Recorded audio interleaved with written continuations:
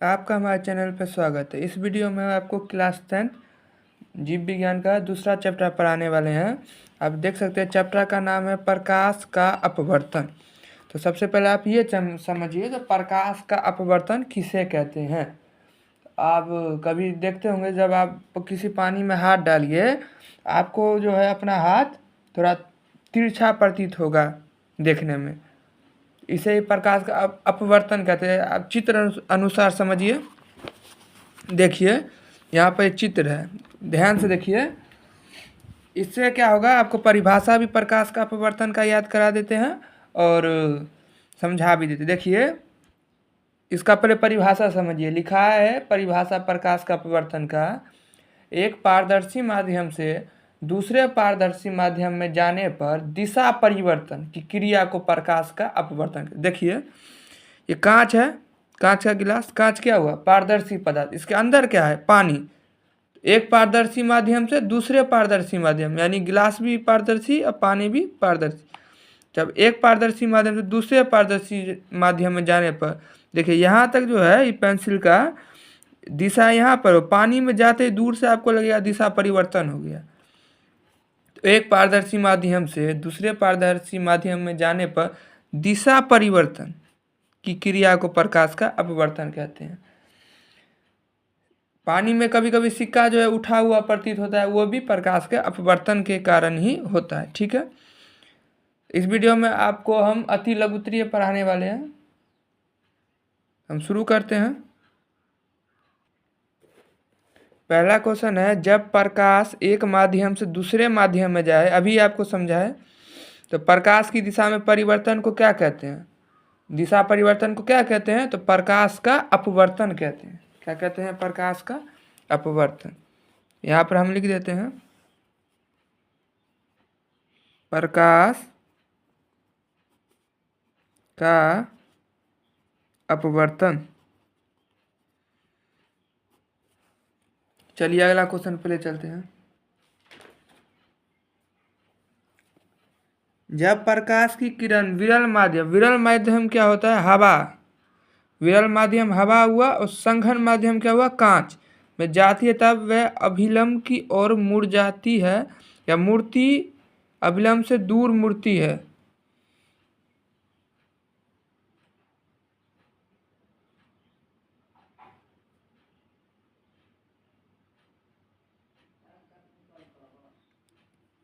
जब प्रकाश की किरण संघन माध्यम में जाती है तब वह अभिलंब की ओर मुड़ती है। किसकी ओर, अभिलंब की ओर मुड़ जाती है। अभिलंब से दूर नहीं हटती, अभिलंब की ओर मुड़ जाती है।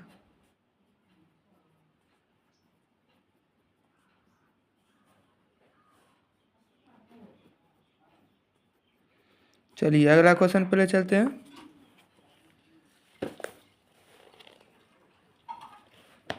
अगला क्वेश्चन है, जब प्रकाश की एक किरण माध्यम 1 से माध्यम 2 में जाती है तब वह अभिलंब से दूर मुड़ती है। दोनों में से कौन माध्यम प्रकाशनीय रूप से अधिक संघन है। क्योंकि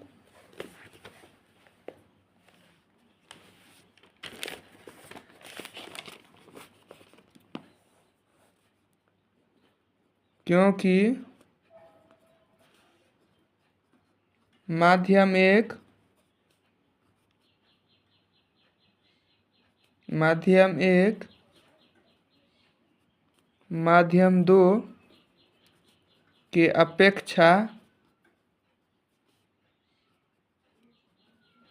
प्रकाशीय रूप से अधिक संघन है। संघन समझ गए।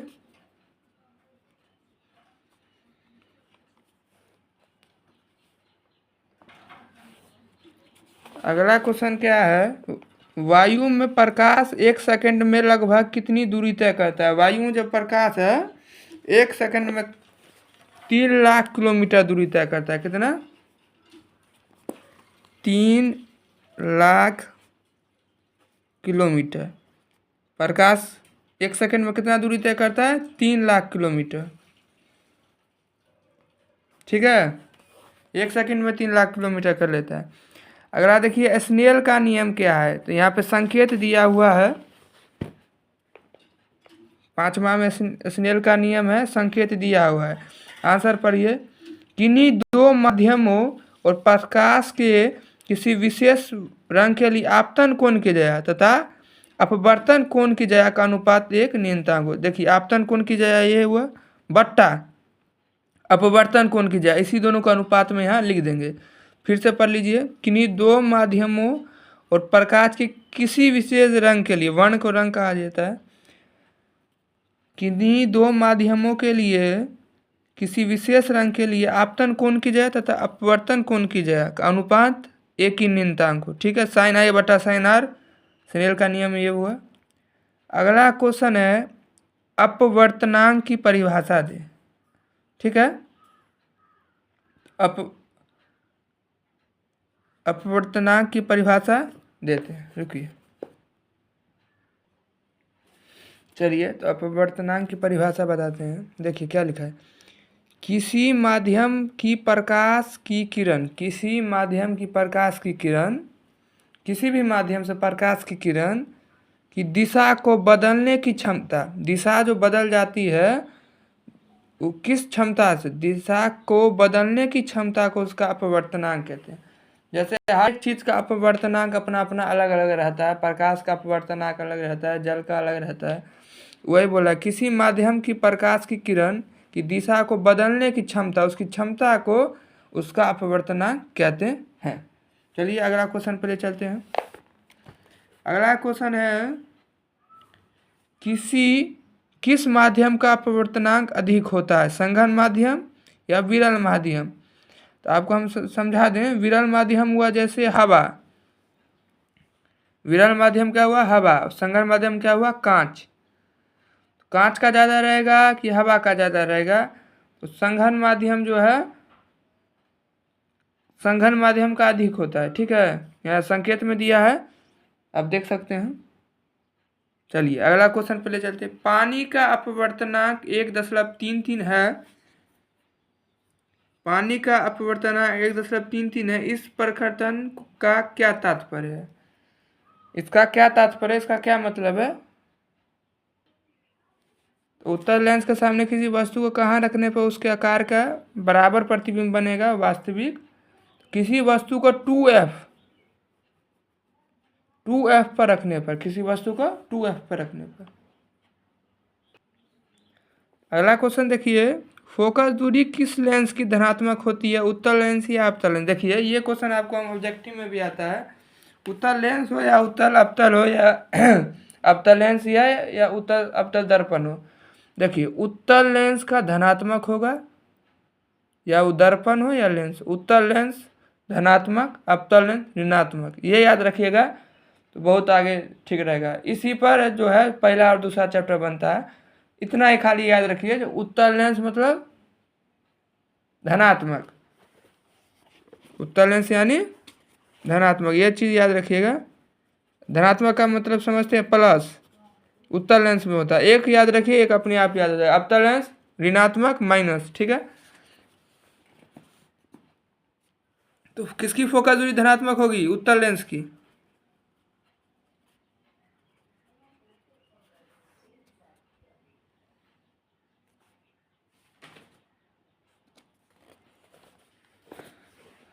अगला क्वेश्चन है, जिस माध्यम का अपवर्तनांक कम होता है उसमें प्रकाश की चाल कम होती है या अधिक होती है।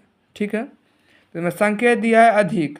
ठीक है, माध्यम का अपवर्तनांक जब कम होगा तो उसका प्रकाश की चाल क्या होगी, अधिक होगी। अगला क्वेश्चन है, किस लेंस को अभिसारी लेंस कहा जाता है, उत्तल लेंस को अभिसारी लेंस, यह भी थोड़ा याद रखिएगा काम आता है। उत्तल लेंस को अभिसारी लेंस कहा जाता है और अवतल लेंस को अपसारी लेंस कहा जाता है। उत्तल लेंस को क्या कहा जाता है, अभिसारी लेंस, और अवतल लेंस को अपसारी लेंस। अगला क्वेश्चन देखिए,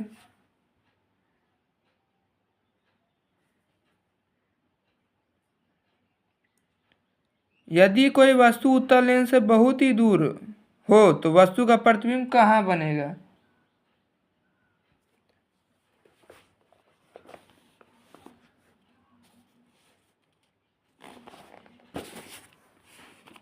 यदि कोई वस्तु उत्तल लेंस से बहुत ही दूर हो तो वस्तु का प्रतिबिंब कहाँ बनेगा? फोकस पर बनेगा। कहाँ बनेगा? फोकस पर बनेगा। कहाँ बनेगा? फोकस पर बनेगा। अगला देखिए 20वां क्या है? कौन सा लेंस वास्तविक और आभासी दोनों बनाता है? उत्तल लेंस। उत्तल लेंस है वास्तविको बनाएगा और आभासीयो बनाता है। ठीक है। अगला क्वेश्चन देखिए, यदि यदि किसी लेंस द्वारा प्राप्त प्रतिबिंब वस्तु की अपेक्षा छोटा हो तो वो कौन सा प्रतिबिंब, मतलब कौन सा लेंस होगा? तो देखिए,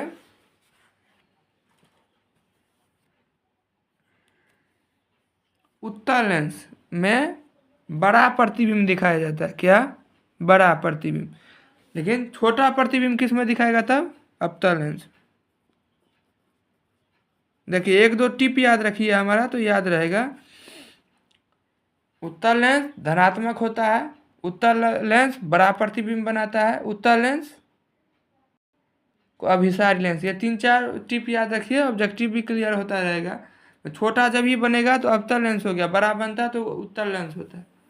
अगला देखिए, उत्तल लेंस द्वारा किसी वस्तु का आवर्धित एवं आभासी प्रतिबिंब कब बनेगा?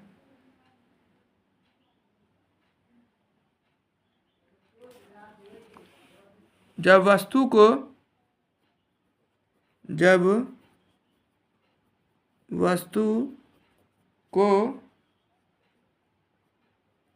लेंस के फोकस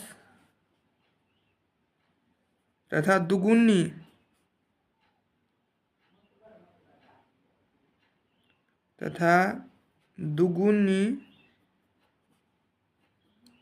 फोकस दूरी के बीच रखा जाए। दुगुनी फोकस दूरी के बीच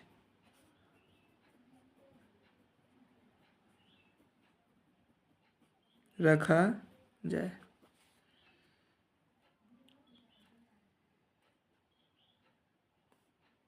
चलिए आपको अगला क्वेश्चन पे ले जाते हैं। अगला क्वेश्चन है 23 नंबर पर। ये क्या लिखा है? किसी उत्तल लेंस के सामने एक पिन को कहाँ रखने पर उसका प्रतिबिंब अनंत पर बनेगा?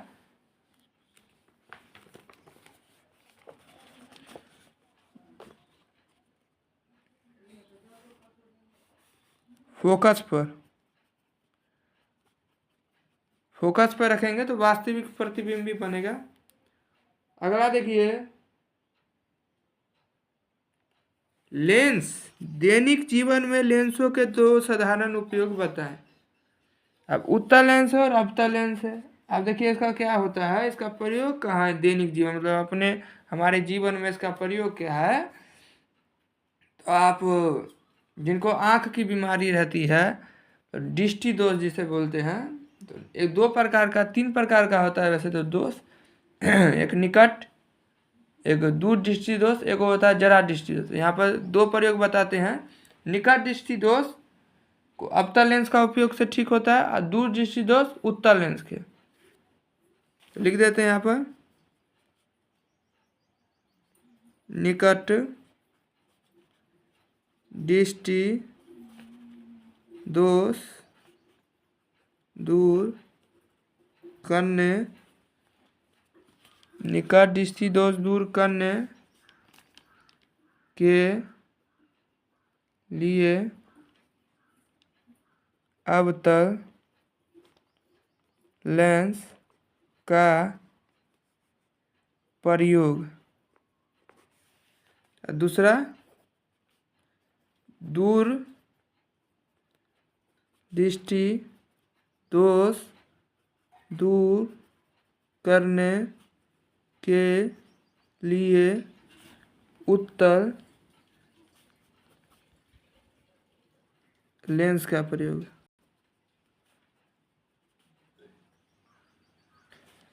इसका प्रयोग कहाँ कहाँ होगा कि निकट दृष्टिदोष में अवतल लेंस का और दूर दृष्टिदोष में उत्तल लेंस का। चलिए अगला क्वेश्चन पहले चलते हैं। 25 में सिनेमा हॉल के पर्दे पर दिखने वाले चित्र वास्तविक है या आभासी?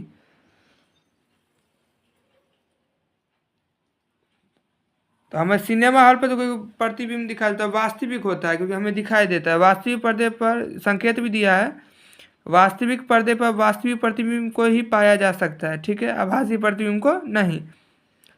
अगला क्वेश्चन देखिए,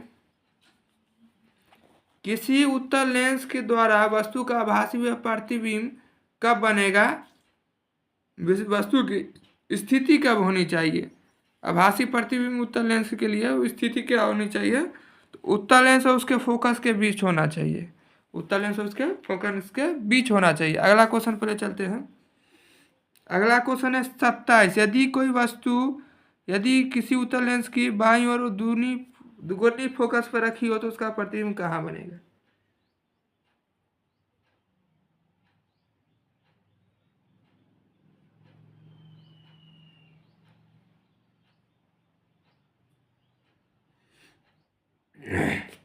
सत्ताईस है, यदि कोई वस्तु उत्तल लेंस के बाईं ओर उसकी दुगुनी दूरी पर रखी हो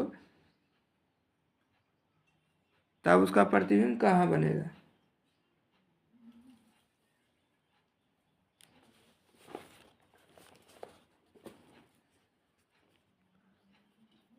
उसका प्रतिबिंब दाईं ओर 2f पर बनेगा, 2f में दुगुनी फोकस पर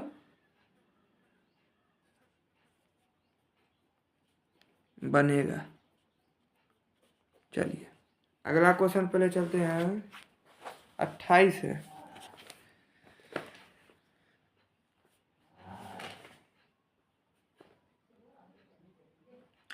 एक पतली लेंस की फोकस दूरी f बराबर, रुकिए 1 मिनट रुकिए, आराम से देखिए, अभी आपको सब बात मिलेगा हमारा। एक पतला लेंस की फोकस दूरी f बराबर